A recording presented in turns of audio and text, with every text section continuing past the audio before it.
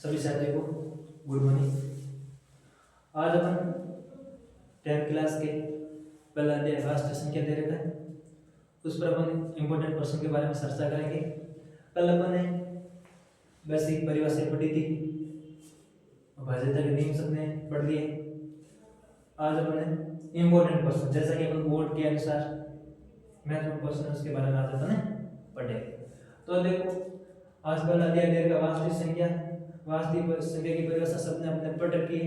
मतलब परिमेय संख्या और अपरिमेय संख्या के समूह को वास्तविक संख्या कहते हैं, और भाज्यता नियम सभी ने पढ़ चुके हैं। उसका सिंपल से अपने पास रहेगा कौन सा टॉपिक, 1.1 का महत्वपूर्ण प्रश्न। तो देखो, इसमें 1.1 में 3 प्रश्न बनते हैं। पहला बनता है अभाज्य गुणनखंड वाला,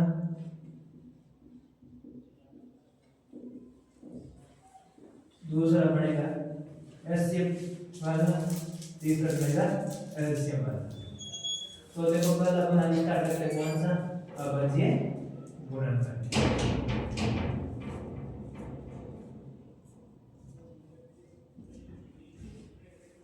अभाज्य गुणनखंड मतलब भाज्यता के नियम है, वो यहाँ पर सब इम्पोर्टेंट है। तो देखो, अपन को पहले से संख्या ले लेगी कितनी, 180। तो देखो, इधर एक अंक 0 दे रखा है। पहले अपन 1 का भाग नहीं लेंगे, क्योंकि 1 का भाग 180 में देने पर वापस 180 आते हैं। जैसे कि अपन देखे ही 1 का भाग किसी भी संख्या में देते हैं तो संख्या में कोई फर्क नहीं पड़ता। जैसे कि अपन 1 का भाग अपन ने 100 के अंदर दिया तो वापस कितना आएगा, 100 ही आएगा।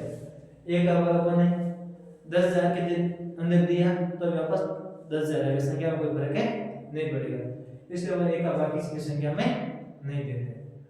तो देखो, आगे 1 के बाद 2 आता है, 2 का भाग दिया 180 में कितनी बार जाएगा, 90 बार। तो कितना आ गया, वापस देखो अपन को 2 का भाग जा रहा है तो 2 का भाग कितनी बार जाएगा बताओ भाई, 45 बार। वापस से 2 का भाग नहीं जा रहा है, क्योंकि ये इंप्रेशन है का विषम समय हमेशा 2 का भाग नहीं चलता, ये ध्यान रखना है। तो देखो, अब 2 के बाद आती संख्या 3 क्या कर भाज्यता नियम, दी गई संख्या के अंकों का योग करना। क्या करना, अंकों का योग, अंकों का योग करो। तो अंक क्या दे रखा बताओ, 4 + 5। योग में जोड़ना दोनों को, 4 + 5 दो जोड़े। दी गई संख्या के अंकों का योग में 3 का भाग जा रहा है, तो दी गई संख्या में भी 3 का भाग जाएगा। तो देखो, इसके अंदर 3 का भाग जा रहा है कितनी बार, 3 बार। तो दी गई 45 के अंदर भी 3 का भाग है, दी गई संख्या के अंदर भी 3 का भाग जाएगा। तो इसके अंदर अपन देखो 3 का भाग दिया, कितनी बार गया, 15 बार। वापस देखो 3 का भाग जा रहा है, कितनी बार जा रहा है बताओ भाई, 5 बार। 5 में 5 का भाग जा रहा है कितनी बार, 1 बार। तो देखो 180 के क्या टुकड़े हो गए बताओ भाई, 2 × 2 × 3 × 3 × 5, ये से टुकड़े हो गए। अब देखो, आगे अभाज्य गुणनखंड भी हो गया, इसमें कोई प्रॉब्लम नहीं है। अपन एक और प्रश्न ले लेते हैं, अभाज्य गुणनखंड का किसी को कोई प्रॉब्लम हो तो, जैसे कि अपन ले कितना, 729। देखो, 9 कैसा दे रखा है, विषम संख्या है, तो विषम संख्या में 2 का भाग नहीं जाता है। तो इसके बाद आता है कौन सा, 3 का भाज्यता नियम। देखो, संख्या दे रखी, संख्या के अंकों का योग करो, 7 + 2 + 9, 9 तो 11, 11 7 कितना करता है, 3 के बाद 18 आ रहा है, और 729 के अंदर भी 3 का भाग जाएगा। तो इसके अंदर 3 का भाग दो। देखो, 3 का भाग 7 में कितनी बार जाएगा, 2 बार। 3 का भाग 12 में कितनी बार जाएगा, 4 बार। 3 का भाग 3 में कितनी बार जाएगा, 3 बार। आप इसके डायरेक्ट ऐसे भी भाग दे सकते हो, ऐसा नहीं आता लड़कों को आप ऐसा भी 729 के अंदर 3 का भाग 6 में कर दो तो कितना आएगा, 243 आएगा। अब देखो, वापस 3 का भाग जा रहा है नहीं जा रहा, देखो अंक दे अंकों का योग करो, 2 4 + 3, 4 3 जोड़े कितने हो गए, 7 7 और 2 जोड़े कितने हो गए, 9। तो देखो, अंकों का योग 9 हो रहा है, तो इसके अंदर 3 का भाग जा रहा है, तो दी गई संख्या के अंदर भी 3 का भाग जाएगा। तो 3 का भाग दो, 3 का भाग 24 में कितनी बार जाएगा, 8 बार जाएगा। 3 का भाग 3 में कितनी बार जाएगा, 1 बार जाएगा। अब देखो 81 में अंकों का योग 8 + 6 कितना हो गया, 9। इसके अंदर 3 का भाग जाएगा, तो तो डी की संख्या में 3 का भाग है जाएगा। 3 का भाग कितनी बार जाएगा इक्यासी के अंदर 27 बार, तो आगे 27। अब देखो 27 में 3 का भाग जा रहा है, 3 का कितनी बार 9 बार, तो आगे देखो 3 9 के अंदर 3 का भाग 3 बार, 3 का भाग 3 के अंदर 1 बार, तो 729 के टुकड़े हो गए 3 × 3 × 3 × 3 × कितनी बार 3 से बार 3 और इंटू ये हो गया। अब आप एक क्वेश्चन घर से करके लेगा जैसे 1240 ये सब पहले रख के अंदर मिलाओ 1240 के अंदर अब जी गुणन करो क्या आता है।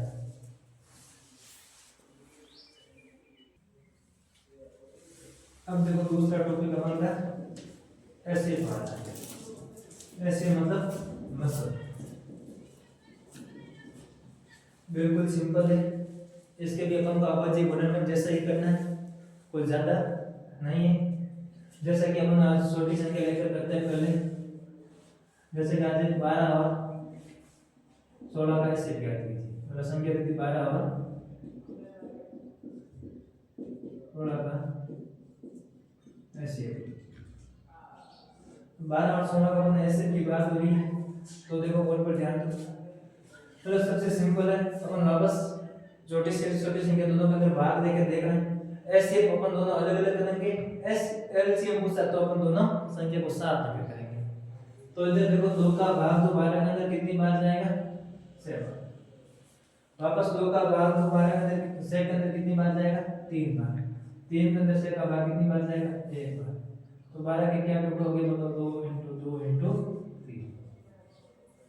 अब देखो तुम किसका 16 के अंदर 2 का भाग 16 के अंदर कितनी बार जाएगा 8 बार, 2 का भाग 8 के अंदर कितनी बार 4, 2 का भाग 4 के अंदर कितनी बार 2 बार, 2 का भाग 2 के अंदर कितनी 1 बार, तो 16 के क्या टुकड़े हो गए बताओ भाई 2 × 2 × 2 × 2। अब दोनों में देखो क्या कॉमन दे के गया है, 2 एक ही दे रहा है ना, तो दोनों में से अपन 2 इसमें और 2 और दे दो 2 और। अब इसमें 3 है तो इसमें 3 है, इसमें 2 और तो इसमें 2 और है नहीं, तो दोनों में से क्या कॉमन है 2 × 2, तो 2 को 2 से गुणा कितना होगा इसका, तो क्या होगा 12 और 16 का एचसीएफ 4 होगा। अब देखो अपन एक क्वेश्चन और ले लेते हैं, किसी को डाउट है तो बिल्कुल सिंपल है, जिसको जो कोई क्वेश्चन पूछना है तो कमेंट के अंदर क्वेश्चन दे दे, उसको अपन सॉल्व कर देंगे। जैसे कि दूसरा क्वेश्चन ले लें अपन, थोड़ा बड़ा ले लें, जैसे कि 70 और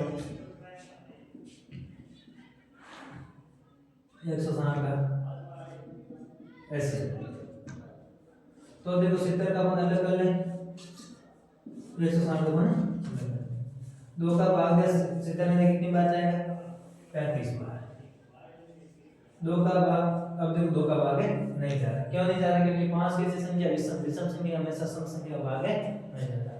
इसके बाद 3 क्या करेंगे 5 3 8, 8 में 3 का भाग है नहीं जाता है, तो दी गई संख्या में भी 3 का भाग है नहीं जाएगा।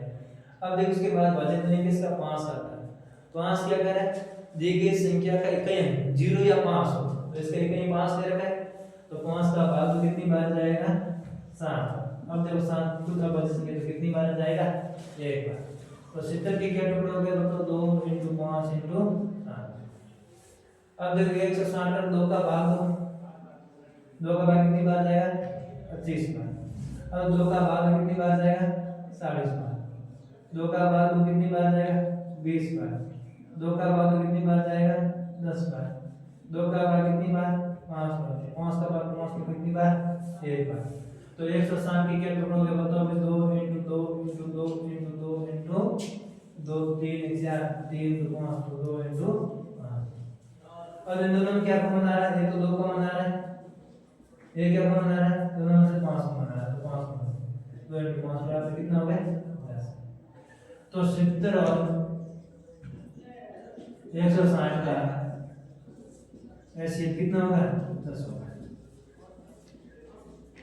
अब देखो ये तो सिंपल होगा। अब कहीं कहीं प्रश्न ऐसा भी आ जाए जैसे कि दोनों ही अभाज्य संख्या हो तो उसका एचसीएफ कितना होगा, मतलब दो संख्या से जैसे कि आ जाए 11 और 13 का एचसीएफ ज्ञात कीजिए तो एचसीएफ कितना होगा, तो देखो तीसरे प्रकार के प्रश्न को देख लेते हैं। जैसे 11 और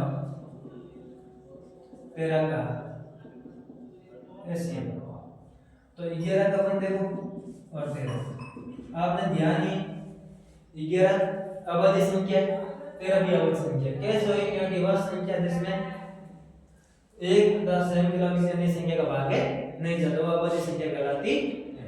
तो देखो 11 का भाग 11 के अंदर कितनी बार जाएगा बताओ भाई, एक बार। अब देखो 13 का भाग 13 के अंदर कितनी बार जाएगा, एक बार। तो 11 का अपन क्या पढ़ा 11, 13 का क्या होगा 13। अब देखो मैंने पहले ही बोला था एक का भाग होंगे तो एक को 11 के साथ गुणा करने पर कितना आता 11, 13 को 1 के साथ गुणा करने पर कितना आता 13। अब तो दोनों में क्या कॉमन आ रहा है, एक कॉमन आ रहा है। क्या कॉमन आ रहा है, एक, जो अपन एक से गुणा कर सकते हैं। एक को वापस 13 के साथ 13, एक को 11 चल गया, तो दोनों में से क्या एक का भाग है, तो क्या कॉमन आ गया एक। तो 11 और 13 का एलसीएम कितना होगा बताओ भाई, एक होगा। समझ में आया नहीं है, मतलब सेम ही है, दोनों में देखो एक कॉमन आ रहा है और कोई एक कॉमन आ रहा है। जैसा कि आपने देखा होगा उसके दोनों दो कॉमन आ रहे थे, उसमें सब कॉमन, इसमें कोई कॉमन है तो आप एक कॉमन ले सकते हैं। इसके बाद जो कॉमन है एलसीएम हो गया, अवधि गुणनफल हो गया, और एलसीएम एलसीएम और एलसीएम हो गया एलसीएम लसन। अब देखो तीसरा टॉपिक एलसीएम लसन। अब देखो बोर्ड पर ध्यान दो, जैसे कि अपन एलसीएम लसन पढ़े होगा, अपन ने जैसा कि पहले देखा ऐसे 12 और 16 का अपन एलसीएम ऐसे क्या है, इसका अपन एलसीएम करते हैं। तो 12 को भी 7 और 16 दोनों संख्या को अपने 7 ही रखते हैं, तो उसमें दोनों अलग अलग, इसमें दोनों संख्या 7 है।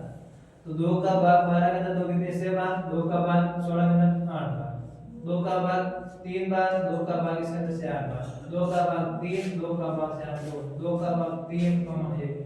अब देखो 2 का भाग है नहीं जा रहा है, तो किसका भाग जाएगा बताओ भाई, 3 का। 3 का भाग 3 में एक बार और 1 का 1। तो 12 और 16 का बताओ कितना आ गया एलसीएम, देखो भाई दोनों। तो देखो 2 इंटू 2 इंटू 2 इंटू कितनी, 2 से 4 बार है इंटू 3। अब इस सभी को गुणा कर लो, 3 में से 6 2 12 24 48। तो 12 और 16 का एलसीएम कितना होगा 48 से होगा। अब देखो आपने एलसीएम और एचसीएफ पढ़ा ही होगा, समझ में आ गया होगा। अब एक सूत्र द्वारा अपने चाहे एलसीएम चाहे एचसीएफ दोनों में से अपन सूत्र द्वारा भी ज्ञात किया जा सकता है। सूत्र ये है, पहली संख्या इनटू दूसरी संख्या बराबर LCM into HCF into LCM. पहली संख्या मतलब पहली संख्या अपन को कितनी दे रखी 12, तो 12 इनटू दूसरी संख्या कितनी दे रखी 16 बराबर। जैसे कि अपन एचसीएफ ज्ञात करना है तो एचसीएफ में लिख दिया इनटू एलसीएम अपन ने ज्ञात कर लिया कितना है 48 को इनटू 48। यहां पर 48 गुणा करें तो किसके अंदर भाग के अंदर, तो 12 इनटू 16 बटा 48 बराबर एचसीएफ। अब देखो कहां तो 12 का भाग 12 में कितनी बार जाना, एक बार, इसके अंदर कितनी बार जाएगा 6 बार। अब देखो इसके अंदर 6 का भाग 6 के अंदर एक बार, 16 के अंदर कितनी बार जाएगा 6 बार। तो एचसीएफ बराबर कितना आएगा बताओ भाई 6। और सही आप एचसीएफ 6 लगे, एलसीएम भी ज्ञात कैसे कर सकते हो, पहले संख्या कितनी 12 इनटू दूसरी संख्या 16 बराबर। जैसे कि एलसीएम ने ज्ञात कर लिया 6 इनटू अपन को एलसीएम ज्ञात करना सूत्र द्वारा, तो अपन सूत्र द्वारा एलसीएम भी ज्ञात कर सकते हैं। तो देखो 12 इनटू 16 6 गुना भाग के अंदर बराबर एलसीएम। 6 का भाग कितनी बार जाएगा 6 और 6 को 12 से भाग कितना 48 बराबर एलसीएम। देखो एलसीएम 48 सूत्र भी इधर आ रहा है, अपन आपस में गुणन द्वारा करेंगे तो कितना है 48 ही आ रहा है। आज अपन का टॉपिक अवधि गुणनफल एचसीएफ और एलसीएम पर खत्म हो गया। इंपॉर्टेंट क्वेश्चन ये से बनते हैं ज्यादातर एलसीएम और अवधि गुणनफल द्वारा। अब कल अपन पढ़ेंगे कौन से, इसके 1.2 के अंदर अपरिमेय संख्या को अपन को सिद्ध करना है। ये इस प्रश्नावली के अंदर 4 ही प्रश्न बनते हैं, अवधि गुणनफल एलसीएम एचसीएफ और अपरिमेय संख्या को, वो अपन टॉपिक कल स्टार्ट करेंगे।